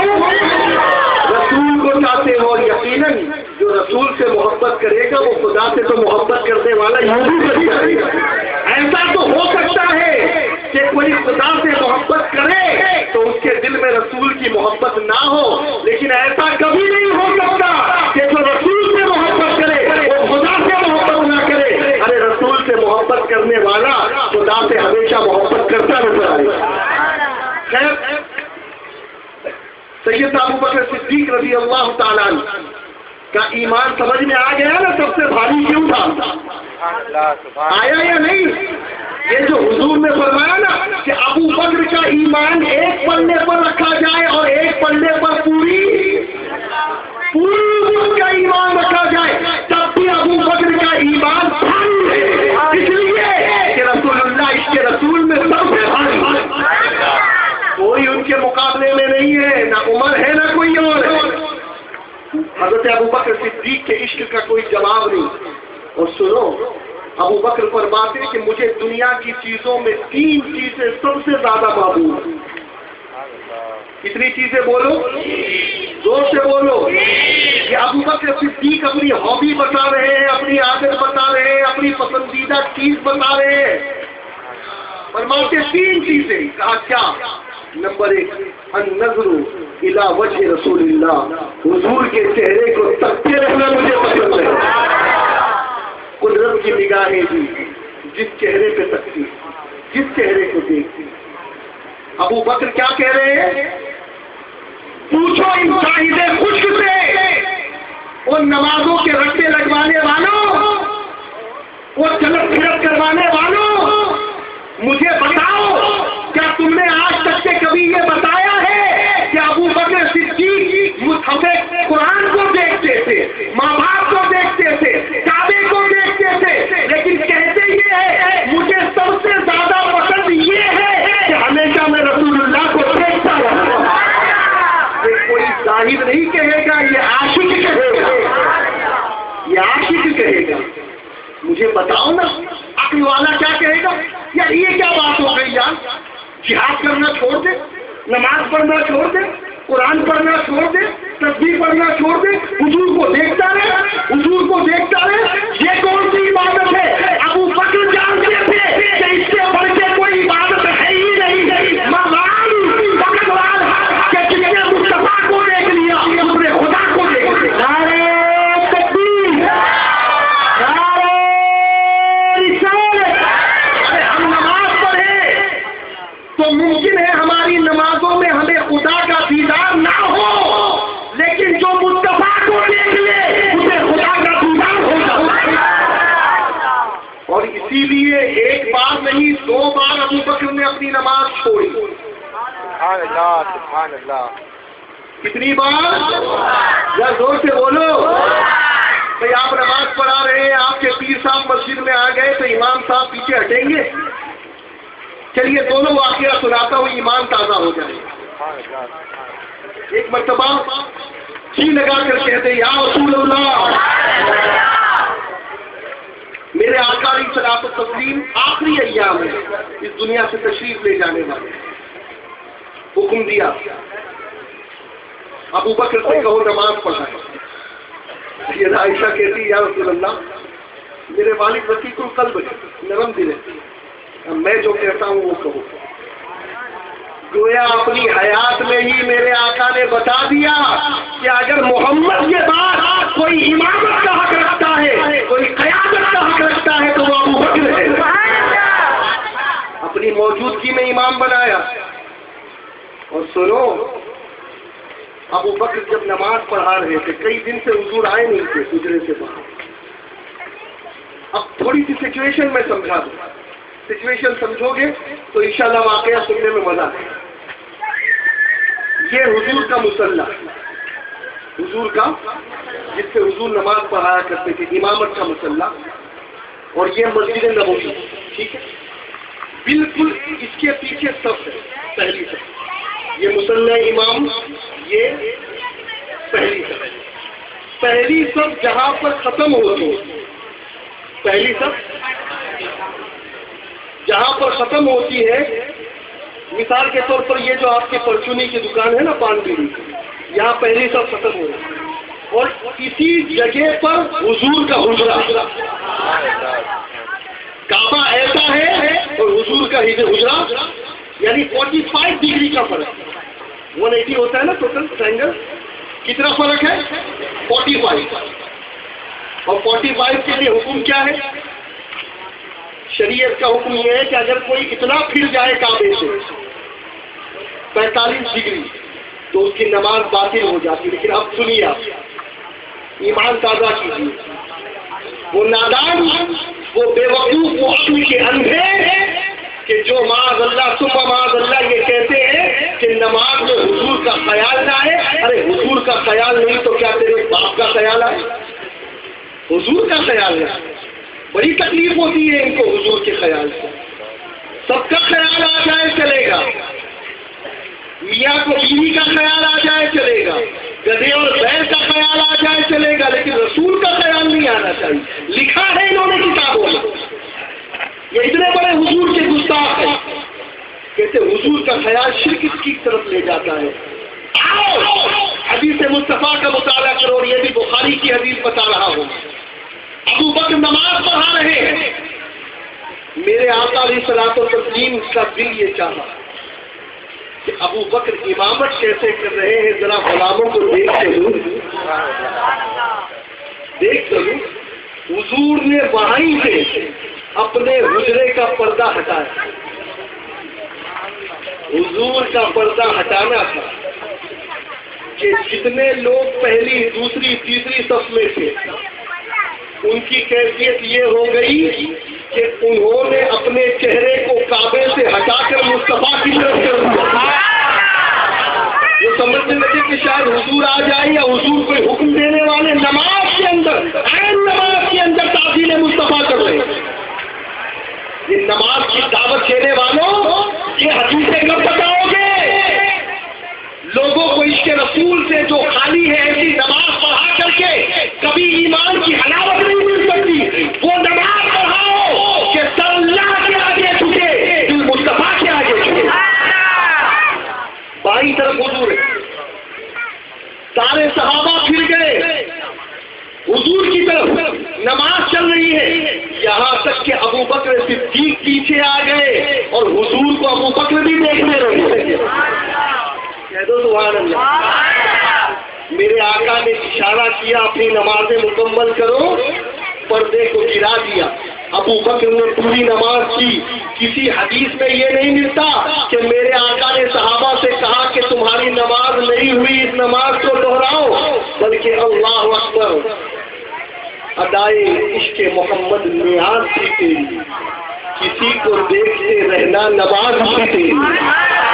ان کی کیفیت یہ تھی کہ نماز کے اندر مصطفیٰ کے چہرے کو دیکھ رہے ہیں، رکے وقتہ کو دیکھ رہے ہیں، اور نماز بھی چل رہی ہے. نماز نہیں ٹوٹی، نماز میں چہرے رسول بھی دیکھ لیا. کعبے سے سینہ بھی پھر گیا، لیکن کعبے سے تو سینہ پھرا تھا، کعبے سے کعبے کی طرف سینہ پھرا تھا، اور نہیں پھرا تھا. آج یوں آؤ شہنشاہ کا روزہ دیکھو، کعبہ کو دیکھ چکے، کعبے کا کعبہ دیکھو. اور پھر ایک دوسرا مقام آیا کہ جب میرے آقا علیہ الصلوۃ والتسلیم کو کچھ یہودیوں نے بلایا. کس نے بلایا تھا؟ ہاں یہودیوں نے بلایا تھا صلح کرانے کے. صرف مسلمان ہی نہیں بلاتے تھے حضور کو. جب کوئی معاملہ گڑبڑ ہو جاتا میرے آقا ان یہودیوں کے پاس پہنچے، کہا یہ بتاؤ اگر تم چاہو تو میں قرآن سے کتاب اللہ سے تمہارا جو مسئلہ ہے اس کا فیصلہ سنا دوں، اور اگر تم چاہو تو تمہاری کتاب توریت سے تمہارے مسئلے کا حل بتا دوں. میرے آقا اس کے بھی عالم. تو ان یہودیوں نے کہا کہ پھر تو حضور آپ ہماری کتاب سے ہی فیصلہ کرو. اب فیصلہ کرانے میں تھوڑا سا لیٹ ہو گیا. یہاں پر ایک چیز ایک ذہن دینا چاہوں گا ان لوگوں کو کہ جو لڑنے میں بڑے ماہر. دیکھیے جماعت کے بارے میں مصطفیٰ ارشاد فرماتے ہیں کہ اگر جماعت کا وقت ہو جائے تو میرا دل یہ چاہتا ہے کہ میں اذان دینے کے لیے کہوں اور کسی کو اقامت کے لیے کہوں، اور وہ لوگ جو مسجد میں نہیں آتے جماعت کے ساتھ نماز پڑھنے کے لیے، میرا دل یہ کرتا ہے کہ ان گھروں میں میں آگ لگاتا. لیکن اگر مجھے بچوں اور عورتوں کا خیال نہ ہوتا تو میں ایسا کرتا، یا مریضوں کا. جماعت کو اتنی فوقیت دی ہے حضور نے کہ آج ہمارا معاملہ کیا ہے؟ جماعت ایک طرف، دنیا کے کام ایک طرف. جماعت جائے تو جائے، نماز جائے تو جائے، لیکن ہمارے کام. لیکن سنو، جب دو لوگ لڑ رہے ہو، دو قبیلے لڑ رہے ہو، دو محلے لڑ رہے ہو، اور انہیں ملانے کی بات ہو تو مصطفیٰ کا عمل یہ بتا رہا ہے کہ اس وقت اگر جماعت بھی چلی جائے تب بھی پہلے لوگوں کو ملاؤ اور پھر نماز ادا کرو. اسی لیے تو لیٹ ہوا حضور کو، دو لوگوں کو ملانے میں لگے. اور آج ہم کیا کریں؟ آج ہم لوگ اگر کوئی لڑ رہا ہے نا تو اس کے اندر اور چاکلیٹ ڈال دیں گے، راکٹ ڈال دیں گے، پیٹرول ڈال دیں گے اور آگ لگائیں گے تاکہ یہ آگ بھڑک جائے. بجھانے والا کوئی نہیں ہے، بڑھانے والا ہر کوئی نظر آتا. یہ رسول اللہ کی تعلیم نہیں ہے. جھگڑے فساد کرنا، قریضیہ کرنا، آپس میں لوگوں کو لڑانا، ایک دوسروں کو مارنا، یہ رسول اللہ کا طریقہ نہیں ہے. بلکہ رسول اللہ کی سنت تو یہ ہے کہ اگر جماعت میں بھی تاخیر ہو تو پہلے جھگڑے کو مٹاؤ اور پھر اللہ کی بارگاہ میں سجدہ کرو. یاد رکھو گے اس کو، اللہ بات بات میں تمہارے کوئے سے نکل جاتے، بات بات میں تلواریں نکل جاتی ہے. کہ آج کل تو تلوار کا زمانہ نہیں ہے، آج کل تو بندوقیں نکل. خیر، اللہ کے رسول نماز پڑھانے کے لیے آئے. غالباً بنی خزرج کا قبیلہ تھا یا بنی تمیم. اب میرے آقا علیہ الصلوۃ والتسلیم مسجد میں آئے، جماعت قائم ہو چکی تھی. ابو بکر نماز پڑھا رہے. بولو نا سبحان اللہ. دیکھیے دو کیفیت، ایک تو وہ تھا جو سائڈ سے حضور نے دیکھا، صحابہ نے حضور کو دیکھا. اب یہ بالکل الگ ہے، پوری سچویشن بدل گئی. وہاں بھی ابو بکر امام ہے، یہاں بھی ابو بکر امام ہے. حضور پیچھے سے آئے. اب ہوتا یہ تھا اکثر پہلے عورتوں کی صف ہوتی تھی پیچھے، پھر بچوں کی، پھر آدمی. حضور آگے بڑھ گئے یہاں تک کہ حضور مردوں کی صف میں پہنچ گئے. صحابہ نے حضور کو دیکھا تو ہر صحابی نماز کے اندر پیچھے ہٹنے لگے. اب پتہ نہیں وہ 10 صف تھی، 20 صف تھی یا 30 صف تھی، واللہ ورسولہ اعلم. اتنے ہٹنے لگے اور ایک دوسرے تالی بجانے لگے. اور تالی ایسی نہیں، ہاں ایسی تالی تو وہ بجاتے، میں نام نہیں لوں، ایسی تالی بجانے لگے. حضرت ابو بکر صدیق نے آواز سنی، وہ سمجھے کچھ ہو رہا ہے، کچھ ہو رہا. حضور آگے بڑھے، نماز چل رہی ہے. اب سوچو نا، جو صحابی یوں کھڑے ہو گئے، جب حضور پاس ہوئے ہو گئے تو وہ یوں ہو گئے، اور پھر سب حضور کی طرف ہی مائل ہوتے ہیں. اب یہ تو مقتدیوں کا حال ہے. اب پہنچ گئے حضور امام کے پاس. ابو بکر نماز پڑھا رہے، ابو بکر کو معلوم نہیں، اور ان کی نمازیں، اللہ کرے کہ ان کی نمازوں کا کچھ صدقہ ہمیں مل جائے. وہ جب نماز پڑھتے تھے نا، خدا کی قسم تیر نکال لیا جائے پیر سے انہیں خبر نہیں ہوتی، ایسے اللہ کی یاد میں گم ہو جاتے تھے. حقیقت میں وہ نمازیں پڑھتے تھے، النظر اللہ کے دیدار کو کرتے تھے، اللہ کے جلووں میں گم ہو جاتے تھے، ان کی وہ نماز. اب ابو بکر صدیق نے حضور کو آتا دیکھا. ابو بکر صدیق نے مصلی چھوڑ دیا. حضور آگے، حضور آگے، پیچھے ہٹ گئے. کہا حضور آپ نماز پڑھا. اشارہ کیا، بات چیت چل رہی ہے، حضور آپ نماز پڑھا. میرے آقا نے ابو بکر کے پیٹھ پہ ہاتھ مارا. کہا ابو بکر تم نماز پڑھا. اسی وقت حضرت ابو بکر صدیق نے ہاتھ اٹھایا، کہا الحمدللہ، اے اللہ تیرا شکر ہے. لیکن آگے نہیں بڑھے. آج کل کے یہ روکھے مولوی ہوتے نا تو آگے بڑھ جاتے، ذوالخویسرہ تمیمی کی طرح حضور کو پیر دکھا دیتے. لیکن وہ ابو بکر تھے، وہ امام العاشقہ تھے. حضور سے اجازت مل گئی، پھر بھی آگے نہیں بڑھے. کہا یا رسول اللہ آپ آپ. اب ابو بکر نے جہاں نماز چھوڑی، حضور نے وہیں سے نماز شروع کی. جیسے مثال کے طور پہ اگر حضور نے غیر المغضوب علیہم ولا الضالین کہا ہوگا تو حضور اس کے آگے سورج شروع کیے ہوگی. یا اہدنا الصراط المستقیم پر ہوں گے تو صراط الذین انعمت علیہم سے حضور شروع کیے ہوں گے. تاریخ گواہ ہے کہ ابو بکر کتنے پلٹے ہو گئے، بلکہ حضور کی تعظیم میں راویان جیسا بیان کرتے اس میں تو ایسا لگ رہا ہے کہ کعبے کو پیٹ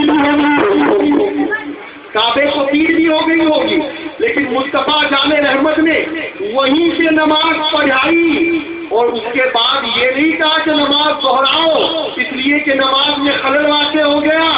الحمدللہ جس نے بھی مصطفیٰ کی طرف رخ کیا، ابو بکر نے مصطفیٰ کے لیے مصلی چھوڑا، عین نماز کی حالت میں تمام صحابہ نے حضور کی تعظیم کی۔ مجھے بتاؤ کہ ان صحابہ کو تم مشرک کہو گے؟ نماز کے اندر تعظیم کر رہے ہیں، عین نماز کے اندر کہو گے مشرک؟ ارے بلکہ میں یہ کہوں گا قرآن پاک کی وہ آیت اٹھا کر کے دیکھو کہ جس آیت میں ایک صحابی کے بارے میں آیا ہے، شان نزول یہی ہے کہ وہ نماز پڑھ رہے تھے، حضور انہیں آواز دے رہے ہیں، وہ کہتے ہیں کہ یار حضور آواز دے رہے ہیں، چلو نماز پوری کر لو پھر جاؤ حضور کی بارگاہ میں۔ نماز پوری کی، حضور کی بارگاہ میں پہنچے، میرے آقا نے کہا تم نے تاخیر کیوں کی؟ کیوں تم لیٹ آئے؟ میں نے تمہیں پکارا تھا، میں نے تمہیں آواز دی تھی۔ کہتے یا رسول اللہ میں نماز میں تھا۔ انہوں نے سوچا کہ نماز کا بولوں گا تو حضور بھی چھوڑ دیں، لیکن نہیں، ہر جگہ نہیں چھوڑا جاتا، کہیں سے نمازیوں کو بھی پکڑا جاتا ہے نمازیوں کو، چھوڑا نہیں۔ کہا کیوں؟ کیا تم نے خدا کے قرآن کی اس آیت کو نہیں سنا؟ اللہ فرماتا ہے جب اللہ اور اس کا رسول تمہیں بلائے تو سارے کاموں کو چھوڑ کر ان کی بارگاہ میں پہنچ جاؤ۔ نماز پڑھنے والا اللہ کی بارگاہ میں ہے، لیکن رسول بلا رہے ہیں، اور پھر حکم کیا ہے؟ جہاں رسول بلائے، جیسے آپ اللہ اکبر کہہ کے ہاتھ باندھ کر نماز پڑھ رہے تھے، رکوع میں چلے گئے، حضور نے بلایا، اب حکم یہ ہے کہ رکوع ہی کو چھوڑ دے، رکوع میں ہی حضور جو کام کرے پورے دن بھر پھرتا رہے، دن بھر پھرے، حضور جو کہے وہ کرے، اور بعد میں آ کر رکوع سے ہی نماز مکمل کرے۔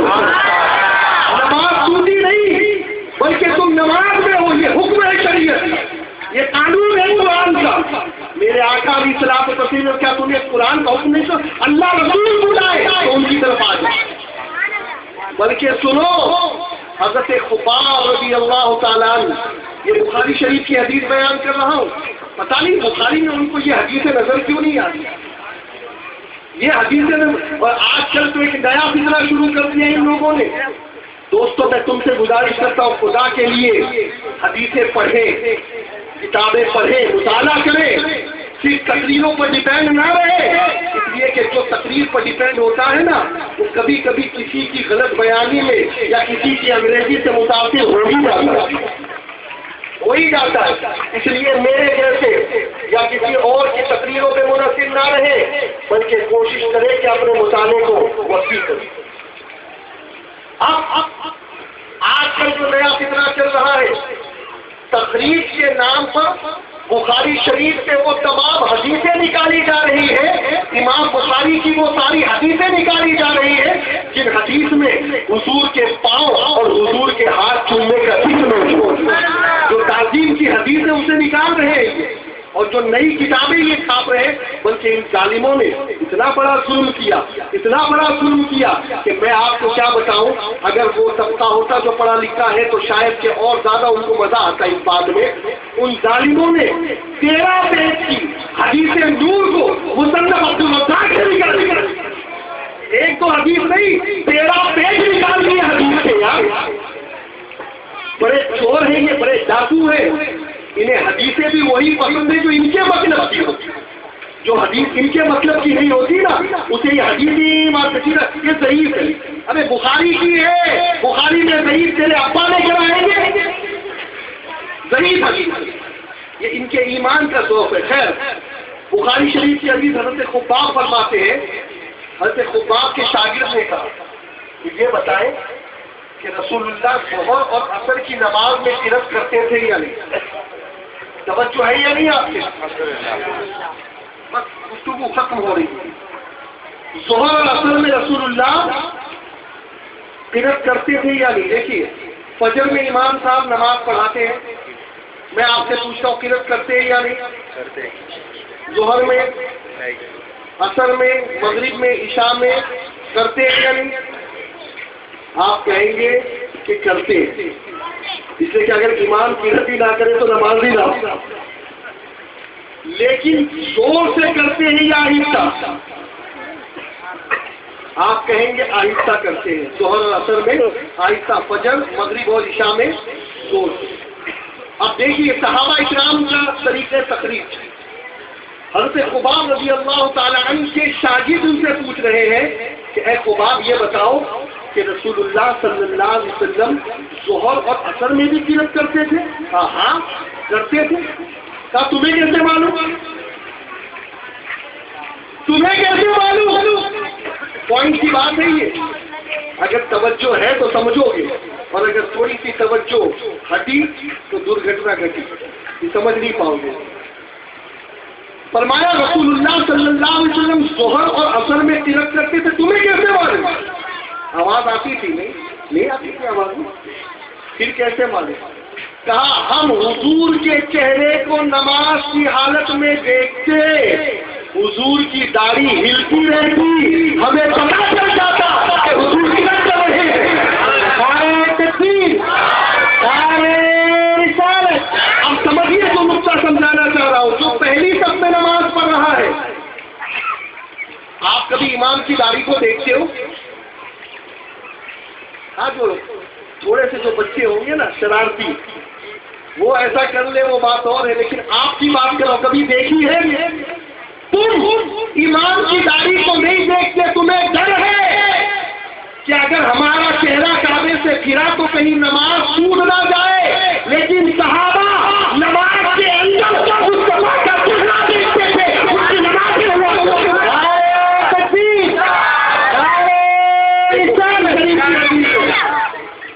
تعلیموں کہتے حضور کا خیال آئے تو نماز ٹوٹ جاتی ہے۔ ارے میں تو یہ کہتا ہوں کہ خیال مصطفیٰ نہ آئے تو نماز میں مزہ ہی نہیں ہے، نماز میں لطف ہی نہیں آتا، بلکہ حضرت سیدنا ابو حامد امام محمد بن محمد غزالی رحمۃ اللہ تعالیٰ علیہ فرماتے ہیں کہ جب آپ تحیات میں پہنچو اور کہو السلام علیکم ایھا النبی، تو چہرے مصطفیٰ کو اپنے دل میں دیکھو، چہرے مصطفیٰ کو اپنے دل میں دیکھو۔